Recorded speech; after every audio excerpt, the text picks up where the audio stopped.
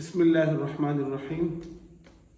قال الله تعالى في القرآن المجيد: واعبدوا الله ولا تشركوا به شيئا وبالوالدين إحسانا وبذي القربى واليتامى والمساكين والجار ذي القربى والجار الجنب والصاحب بالجنب وابن السبيل وما ملكت أيمانكم إن الله لا يحب من كان مختالا فخورا. آج ہمارا موضوع ہے basic human rights in the light of the holy Quran. Quran Majeed میں کسی انسان کے لیے کون سے حقوق مقرر کیے گئے ہیں اس پر انشاءاللہ آج بات ہوگی. سب سے پہلے یہ جان لینا چاہیے کہ رائٹ کہتے کسے ہیں، حق کسے کہتے ہیں. تو اس کی جو ہے انگریزی کے ڈکشنری میں اس کی تعریف کی گئی ہے کہ right is a moral obligation and moral duty, کہ رائٹ جو ہے وہ اخلاقی ذمہ داری، رائٹ از اے مورل اور لیگل اوبلیگیشن، کہ رائٹ ہر اس اخلاقی یا قانونی ذمہ داری کو کہتے ہیں جو کسی کے ذمہ لازم کی گئی ہو. حقوق کی جو ہے دو قسمیں ہیں. پہلی قسم حقوق اللہ ہے اور دوسری قسم جو ہے حقوق العباد ہے. حقوق اللہ ان حقوق کو کہتے ہیں جو اللہ رب العزت نے کسی بھی بندے پر اپنے لیے لازم کیے ہیں، اور وہ حقوق جو ہے وہ بندے اور رب کا براہ راست ایک تعلق ہوتا ہے. جیسے اللہ پاک نے قرآن میں فرمایا کہ ایاک نعبد و ایاک نستعین، ہم تیرے لیے عبادت کرتے ہیں اور تجھ سے مدد مانگتے ہیں. حقوق اللہ میں جو مشہور حقوق ہے وہ دو ہے. حقوق اللہ کی دو قسمیں ہیں، ایک ہے عبادت اور دوسری ہے مدد. یعنی عبادت صرف اللہ کی جائے گی اور مدد جو ہے وہ اللہ سے مانگی جائے گی. دوسرے نمبر پر حقوق العباد ہے. حقوق العباد جو ہے جس طرح میں نے بتایا کہ حقوق العباد کہتے ہیں کہ مورل اور لیگل اوبلیگیشن، کہ وہ اخلاقی یا قانونی ذمہ داریاں جو کسی بھی بندے کے ذمہ لازم ہو. دوسرے الفاظ میں ہم حقوق العباد کی تعریف یہ کہتے ہیں کہ بندوں کے حقوق، یعنی کسی بھی انسان کے ذمہ جو دوسرے انسانوں کے جو حقوق لازم ہوتے ہیں ان کو حقوق العباد کہتے ہیں. درجے کے اعتبار سے حقوق اللہ کا درجہ مقدم ہے کیونکہ وہ اللہ کے حقوق ہے، اور سوال و جواب کے اعتبار سے حقوق العباد مقدم ہے کہ قیامت کے دن جو سب سے زیادہ پوچھ گچھ ہوگی وہ حقوق العباد سے متعلق ہوگی. اس کی وجہ یہ ہے کہ حقوق اللہ کا تعلق چونکہ اللہ رب العزت کی ذات سے، اور اللہ پاک رحیم و کریم ہے، ان کی ذات سے قوی امید ہے کہ اللہ رب العزت معافی کا معاملہ فرمائیں گے. جہاں تک حقوق العباد کا تعلق ہے تو چونکہ اس موقع پر ہر ایک بندے کو ایک ایک نیکی کی ضرورت ہوگی، تو کوئی بھی شخص کسی کو ایک نیکی کے لیے دینے کے لیے تیار نہیں ہوگا. اس سلسلے میں اس بات کو مزید سمجھنے کے لیے پیارے نبی صلی اللہ علیہ وسلم کی ایک حدیث ہے. آپ صلی اللہ علیہ وسلم نے صحابہ کرام سے پوچھا کہ مفلس کون ہے؟ تو صحابہ کرام رضوان اللہ علیہم اجمعین نے جواب دیا کہ مفلس وہ شخص ہے کہ جس کے پاس کچھ مال و دولت نہ ہو. تو آپ صلی اللہ علیہ وسلم نے فرمایا کہ نہیں، بلکہ میری امت کا مفلس ترین شخص وہ ہے جو اللہ کی دربار میں اس طرح حاضر ہو کہ وہ کافی ساری نیکیاں لے کر آئے، اور اللہ کی دربار سے اس طرح وہ واپس ہو جائے قیامت کے دن کہ وہ گناہوں کا کافی سارا بوجھ اٹھا کے چلا جائے. صحابہ کرام رضوان اللہ علیہم اجمعین نے سوال پوچھا کہ یا رسول اللہ، یہ کیسے ممکن ہوگا کہ ایک شخص جو ہے وہ اللہ کے دربار میں نیکیوں کے ساتھ حاضر ہو اور اس کو واپسی میں جو ہے وہ گناہ لوٹتے ہوئے واپس ہو جائے؟ تو آپ صلی اللہ علیہ وسلم نے فرمایا کہ اس شخص کو قیامت کے دن اللہ کے دربار میں پیش کیا جائے گا. اس کی نیکیاں کافی زیادہ ہوگی، لیکن اس کے ذمے لوگوں کے حقوق ہوں گے، تو ان کی نیکیوں میں سے جو ہے نیکیاں جو ہے وہ لوگوں کے نام اعمال میں منتقل کر دی جائے گی اس حساب سے جتنے ان کے ذمے لوگوں کے حقوق لازم ہوں. یہاں تک کہ ایک وقت اس طرح آئے گا کہ جتنے بھی لوگوں کے حقوق ہیں ان کے مطلب ان کی نیکیاں ختم ہو جائے گی، لیکن ان لوگوں کے حقوق تب بھی باقی رہیں گے. تو اللہ رب العزت کی طرف سے یہ فیصلہ ہوگا کہ اب لوگوں کے گناہ جو ہے وہ لوگوں کے نام اعمال سے لے کے ان کے نام اعمال میں منتقل کر دے. تو پھر جن جن کے حقوق اس شخص کے ذمے ہوں گے تو ان کے گناہ جو ہے اس کے نام اعمال میں منتقل کیے جائیں گے.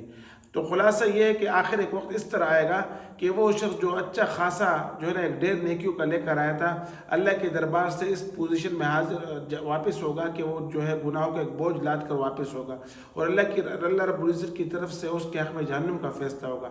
اس کی وجہ یہ ہے کہ اس نے حقوق العباد میں جو ہے وہ نقص کیا تھا، حقوق العباد میں کمی کی تھی. اور حقوق العباد میں معافی کی قیامت کے دن کوئی گنجائش نہیں ہوگی، اور ہر ایک شخص جو ہے وہ چونکہ ایک ایک نیکی کا طلبگار ہوگا، وہ اس طرح دن ہوگا کہ ہر ایک شخص کو ایک نیکی کی ضرورت ہوگی۔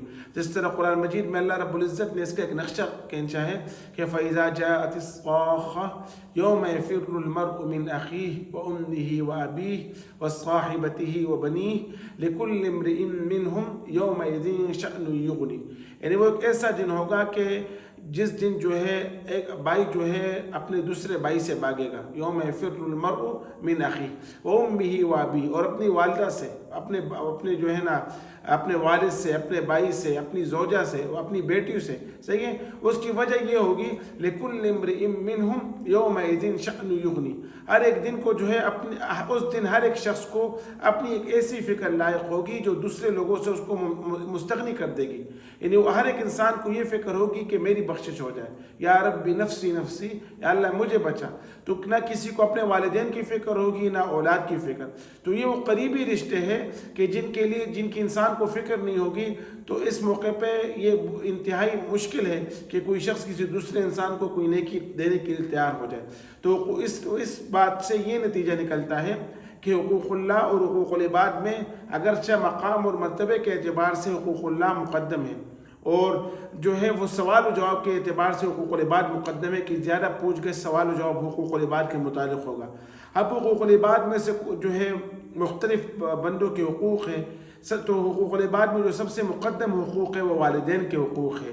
والدین کے حقوق اس طرح مقدم ہے کہ اللہ رب العزت نے قرآن مجید میں اپنے حقوق کے ساتھ والدین کے حقوق کا تذکرہ فرمایا، جس طرح یہ آیت میں نے پڑھی کہ وَاعْبُدُوا اللَّهَ وَلَا تُشْرِكُوا بِهِ شَيْئًا، تو اس آیت میں اللہ رب العزت نے پہلے اپنا حق بیان فرمایا کہ اللہ کی عبادت کرو اور اس کے ساتھ کسی کو شریک مت کرو۔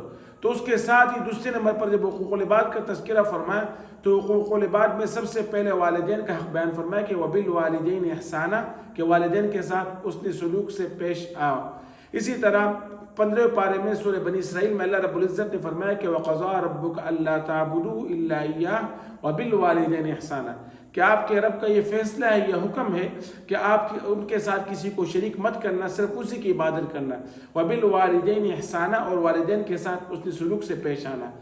اسی طرح والدین کا اتنا بڑا حق ہے کہ اللہ رب العزت نے قرآن مجید میں ایک جگہ بیان فرمایا، سورہ لقمان میں ہے کہ وَوَصِّينَا الْإِنسَانَ بِوَالِدَيْهِ حُسْنًا، کہ والدین کے ساتھ حسن سلوک سے پیش آئے۔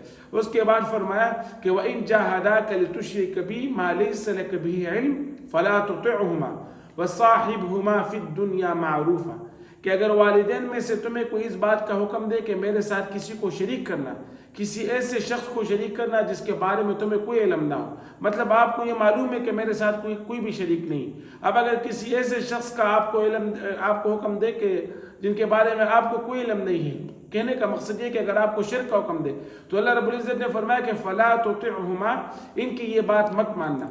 لیکن اس حالت میں بھی اللہ پاک نے فرمایا کہ وَصَاحِبْهُمَا فِي الدُّنْيَا مَعْرُوفًا، دنیاوی معاملات میں ان کے ساتھ اچھے سلوک کرنا، حسن سلوک سے پیش آنا، یعنی اس حالت میں بھی کہ جہاں وہ حقوق اللہ کی پامالی کا آپ کو حکم دے رہے ہیں اور آپ کو جو ہے کہ برائی کا شرک کا حکم دے رہے ہیں، آپ کی آخرت کی بربادی کی بات آپ سے کر رہے ہیں، اس حالت میں بھی اللہ رب العزت نے یہ نہیں فرمایا کہ چونکہ میرا حکم ضائع کر رہے ہیں لہٰذا ان کے ساتھ جو ہے بدتمیزی سے پیش آئے، ان کو نقصان پہنچائے، ان کو تکلیف پہنچائے، بلکہ اللہ رب العزت نے فرمایا کہ نہیں، اس حالت میں بھی ان کی اگرچہ یہ بات مت ماننا، لیکن وَصَاحِبْهُمَا فِي الدُّنْيَا مَعْرُوفًا، دنیاوی معاملات میں ان کے ساتھ جو ہے حسن سلوک سے پیش آنا۔ اسی طرح ایک حدیث ہے کہ جس میں پیارے نبی صلی اللہ علیہ وسلم نے فرمایا کہ الکبائر، بڑے گناہ جو ہے وہ 4 ہیں۔ اب کون سے؟ تو پہلے نمبر پر جو بڑا گناہ ہے وہ الاشراک باللہ، کہ اللہ کے ساتھ کسی کو شریک کرنا۔ اس کے بعد دوسرے نمبر پر بڑا گناہ وہ عقوق الوالدین، والدین کی نافرمانی کرنا۔ تیسرے نمبر پر بڑا گناہ وقتل النفس، کسی کو ناحق قتل کرنا۔ چوتھے نمبر پر بڑا گناہ وشہادت الزور، جھوٹی گواہی دینا۔ اب اس حدیث میں پیارے نبی صلی اللہ علیہ وسلم نے جب بڑے گناہ کا تذکرہ فرمایا تو اللہ کے حقوق کی پامالی کے بعد جو سب سے بڑا گناہ ہے وہ بندے کے حقوق میں والدین کے حق کی پامالی ہے، کہ فرمایا کہ اللہ کے ساتھ شرک کرنے کے بعد دوسرا بڑا گناہ والدین کی نافرمانی ہے۔ اب والدین کے کون کون سے حقوق ہیں؟ تو قرآن مجید کے روشنی میں والدین کے جو مشہور حقوق ہیں ان میں سے پہلا حق یہ ہے کہ والدین کی عزت کی جائے گی، ان کا عزت اور احترام کیا جائے گا۔ اللہ رب العزت نے فرمایا کہ ان کے ساتھ جو ہے رحم کا معاملہ کریں، ان کی عزت کریں۔ صحیح؟ عزت کا کیا مطلب ہے؟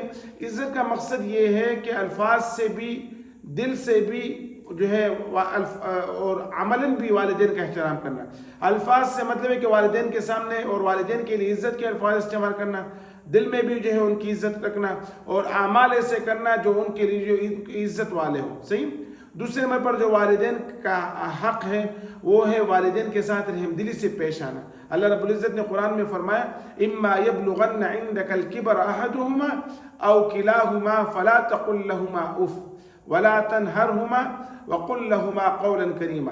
اما یبلغن عندک الکبر احدہما، کہ اگر ان دونوں میں سے کوئی ایک آپ کی زندگی میں بڑھاپے کی ایج تک پہنچ جائے، او کلاہما یا دونوں پہنچ جائے، فلا تقل لہما اف، تو ان کے سامنے اف بھی مت کہنا، ولا تنہرہما، اور ان کو مت جھڑکنا، وقل لہما قولا کریما، اور ان کے ساتھ جو ہے نرم بات کرنا۔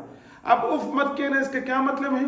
مطلب یہ ہے کہ اف انسان دو وجہ سے کہتا ہے، یا تو جو ہے وہ تکلیف کا اظہار کرتا ہے، یا جو ہے وہ ناگواری کا اظہار کرتا ہے۔ تو اللہ رب العزت نے دونوں قسم کے اف کہنے سے منع کیا ہے کہ آپ والدین کے سامنے اپنی کسی تکلیف کا اظہار مت کریں، آپ کی تکلیف سے ان کو تکلیف پہنچتی ہے۔ اسی طرح جو ہے والدین کے سامنے ناگواری کا، ان کی کسی بات پہ ناگواری کا اظہار مت کرے، ان کے سامنے اف مت کہے۔ پھر فرمایا کہ وَاخْفِضْ لَهُمَا جَنَاحَ الذُّلِّ مِنَ الرَّحْمَةِ، ان کے سامنے جو ہے اپنے رحم کے کندھے جھکا دے، ان کے سامنے جھک جائے اور ان کے لیے دعا کیجئے، اور آپ کہہ دیجئے رب ارحمہما کما ربیانی صغیرہ، اے میرے رب ان کے ساتھ جو ہے رحم کا معاملہ کیجئے، کما ربیانی صغیرہ، جس طرح انہوں نے میرے ساتھ جو ہے بچپن میں رحم کا معاملہ کیا تھا۔ اسی طرح والدین کا ایک اور حق ہے جو ہے ان کا شکر ادا کیا جائے کہ انہوں نے مشکل وقت میں آپ کو سپورٹ دیا، ایک ایسا وقت کہ جب آپ اٹھ نہیں سکتے تھے، آپ بات نہیں کر سکتے تھے، آپ اپنی صفائی کا خیال نہیں رکھ سکتے تھے، آپ اپنے کھانے کا خیال نہیں رکھ سکتے تھے۔ ایسے مواقع پر، ایسے دنوں میں وہ کون تھے جنہوں نے آپ کے لیے بھوک اور پیاس کی تکلیف برداشت کی؟ یقیناً وہ والدین ہی تھے جنہوں نے آپ کو اس مقام تک پہنچائے۔ تو والدین کا جو ہے والدین کی وہ حقوق ہے جو قرآن مجید نے ہمیں سکھائے ہیں کہ والدین کی عزت کی جائے، والدین کے ساتھ رحم دلی سے پیش آئے، والدین کا احترام کیا جائے، والدین کی جو ہے ان کی اطاعت کی جائے، والدین کا شکر ادا کیا جائے۔ اب ان کے بعد جو بقیہ حقوق بعد میں سے جو بقیہ حقوق ہے وہ انشاءاللہ اگلی ویڈیو میں اس پہ بات ہوگی۔ اللہ رب العزت ہم سب کو عمل کی توفیق دے۔ وآخر دعوانا ان الحمدللہ رب العالمین۔